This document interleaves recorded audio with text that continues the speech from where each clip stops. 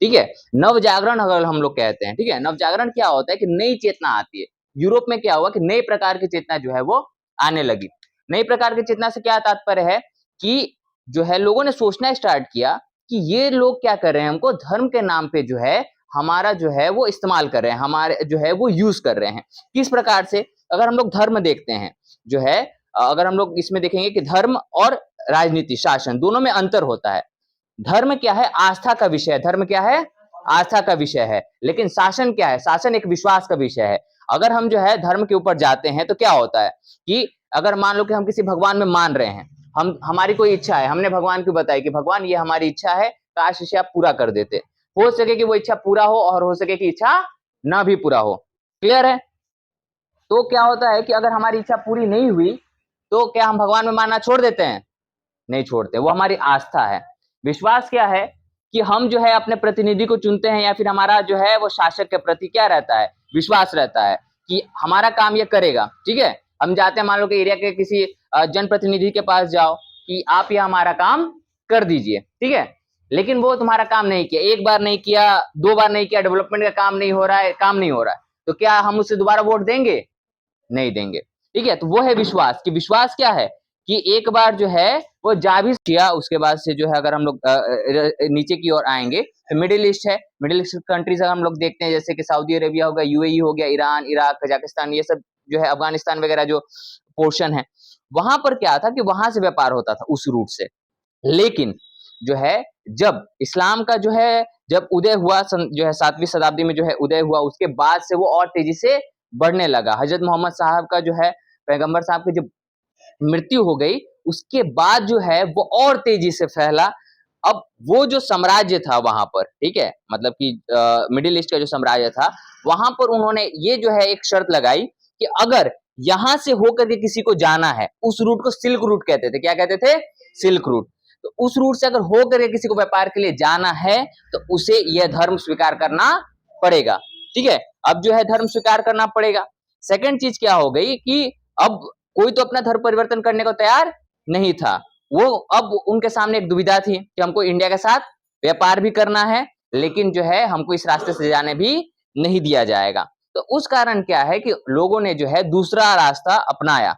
उस समय जो है वो अरब सागर से होते हुए जो है अफ्रीका के नीचे से जो है वो उन्होंने जो है एक रास्ता खोजा। सबसे पहला जो प्रयास किया गया वो अफ्रीका के जो है सबसे टिप पॉइंट पे जो है वो वहां पर जाकर के पहुंचे थे, जिसको केप ऑफ गुड होप्स कहा जाता है। क्या बोला जाता है? Cape of Good Hopes. ठीक है, सबसे पहले वहां पर वो पहुंचे थे। उसके बाद से सेकंड प्रयास में जो है 1498 में वास्को डी गामा जो है वो भारत पहुंचे। तो 1498 में क्या हुआ? वास्को डी गामा कहां पहुंचे? भारत के कालीकट जो बंदरगाह है, यहाँ पर जो है वो वास्को डी गामा आए। क्लियर है? इसके बाद से जो है हम लोग आगे के इवेंट्स देखेंगे। अब यहाँ से जो है वो चीजें प्रारंभ होती है।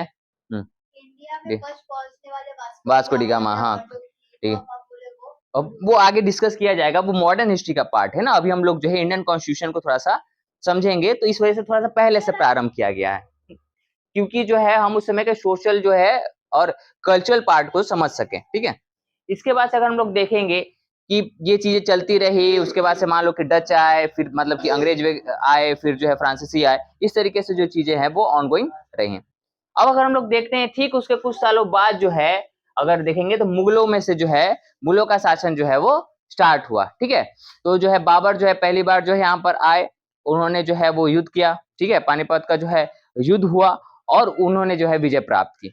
उसके बाद से क्या है कि मुगल साम्राज्य के यहाँ पर नींव पड़ी। करीबन जो है वो भी जो है 200 साल तक जो है यहाँ पर रहे। ठीक है, 15 जो है 60 जो है वो 15 जो है वो आगे तक रहे, 57 तक जो है तो पहला तो युद्ध हुआ यहाँ पर, तुम्हारे जो है पलासी का युद्ध हुआ। 15 जो 57 में, 1564 में जो है वो बक्सर का युद्ध होता है। किसका युद्ध होता है? बक्सर का युद्ध होता है। ठीक है, यहाँ पर जो है 1507 जो है वो मेंशन किया गया है, क्योंकि यहाँ से जो है औरंगजेब की मृत्यु होती है।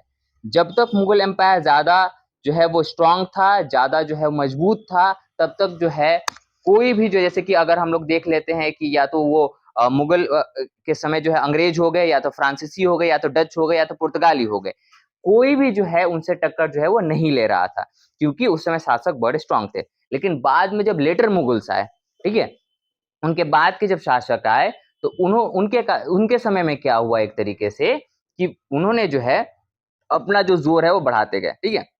धीरे धीरे उनको वहां की दीवानी वगैरह प्राप्त हुई, फर्रुखसियर का फरमान आया 1717 में। 1757 में जो है उन्होंने एक तरीके से फुल फ्लेश फाइट लड़ी, ठीक है। और उस समय ऐसा सिचुएशन थी 1757 में कि वो जो है करीबन जो है 3 जगहों से जो है वो युद्ध कर रहे थे उस समय। उन्होंने फ्रांसीसियों से 59 में उन्होंने फ्रांसीसियों से भी लड़ा, प्लासी का युद्ध भी लड़ा, यूरोप में भी जो है वो ऑस्ट्रिया में जो है युद्ध चल रहा था, वहां पर भी वो लड़ रहे थे, ठीक है। तो क्या एकदम स्ट्रांग जो है वो आर्मी थी वहां की कि वो जो है इस तरीके से फाइट जो है वो कर रहे थे। नेक्स्ट अगर हम लोग देखते हैं कि 1764 में बक्सर का युद्ध होता है, जिसमें जो है वहां पर वो जो दिल्ली में जो नवाब रहते हैं उनको लाते हैं, अवध के नवाब को लाते हैं और बंगाल का जो नवाब रहते हैं वो तीनों एक साथ मिलकर लड़ते हैं, फिर भी वो हार जाते हैं। अब यहां से क्या होता है ना, यहां से हमारा मेन जो है वो पार्ट अब स्टार्ट होगा।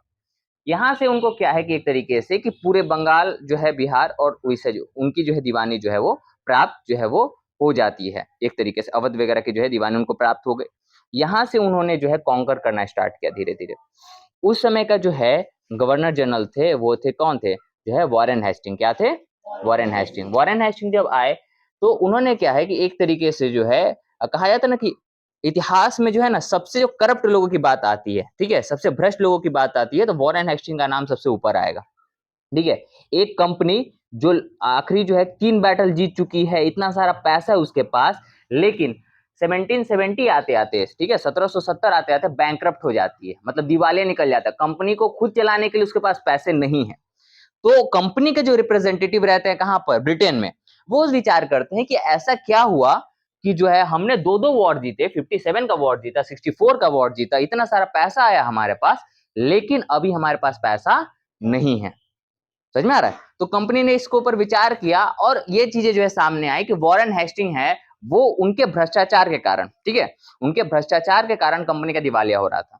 भ्रष्टाचार किस प्रकार से कर रहे थे, जो है जिस प्रकार से आज होता है कि गवर्नर जनरल है, किसी भी चीज का टेंडर वगैरह देना है, दीवानी देनी है, जमींदारी देनी है, अपने 10 लोगों को खड़ा कर दिए कि एक काम करो कि मेरी तरफ से पैसा ले जाओ, कल जो है बोली लगेगी, आकर के जो है वो बोली लगाना। उसने बोली लगाया, उनको पैसा दे दिया, उनको ये कर दिया और उनको आगे करके खुद पैसा कमा रहे थे। कंपनी ने सोचा कि ऐसा अब नहीं चलेगा, तो उन्होंने क्या है कि कुछ लॉज बनाए। कंपनी ने ऐसा सोचा कि एक काम करते हैं कि हम जो है एक सुप्रीम कोर्ट लेकर के आते हैं। क्या लेकर के आते हैं? सुप्रीम कोर्ट लेकर के आते हैं। और सुप्रीम कोर्ट जो है उन्होंने स्टैब्लिश किया, ठीक है। तो पहला जो सुप्रीम कोर्ट स्टैब्लिश किया, अच्छा 1707 जो है 73 का है, इसको हम लोग रेगुलेटिंग एक्ट बोलते हैं। क्या बोलते हैं? लिख लो, ठीक है, रेगुलेटिंग एक्ट बोलते हैं, ठीक है। अब इस एक्ट में कुछ मेन प्रोविजंस थे, उसको जो है हम लोग देखेंगे। अब ये जो रेगुलेटिंग एक्ट है इसके अंदर कौन कौन से प्रोविजंस जो है वो थे,